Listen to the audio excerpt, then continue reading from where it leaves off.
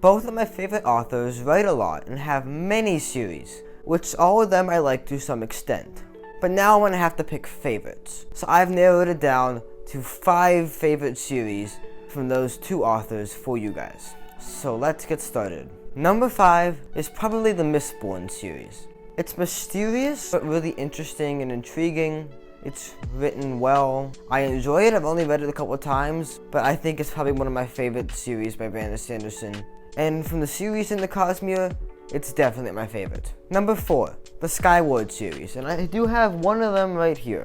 The Skyward series is an ongoing series as of right now, but I love it. A girl goes to a space academy, trying to fight off aliens, defend their planet, that kind of thing. Sounds like a kind of cliche trope in some ways, but it's pulled off really well, and I love it. It's very interesting to read, it's fast paced, it's really funny in some parts. Young adult series, I think it's great. Number 3 is Fun Jungle. Unfortunately, I do not own all the books in the Fun Jungle series, but I still think it's really good. It's a great mystery series set in a big zoo. A kid who lives at the zoo. That's just really interesting.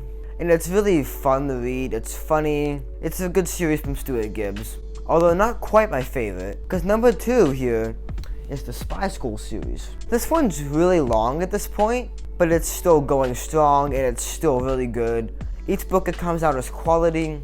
The series follows a kid who is sent to the CIA's training school for kids, and he gets pulled into all kinds of adventures that he probably shouldn't be in. But it's really interesting. It's very fast-paced, suspenseful, lots of fun. And yet, it's still not Stuart Gibbs' best piece of work. Because as far as I am concerned, his best piece of work is the Moon-Based Alpha trilogy, set in the future with a kid who lives on the moon. Another mystery series, it's just real interesting.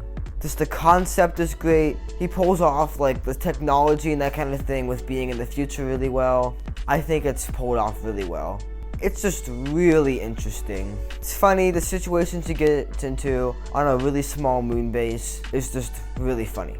And if you want to hear more about this series, then you can hear all my thoughts on the first book right here. Thank you so much for watching, and I will catch you next time.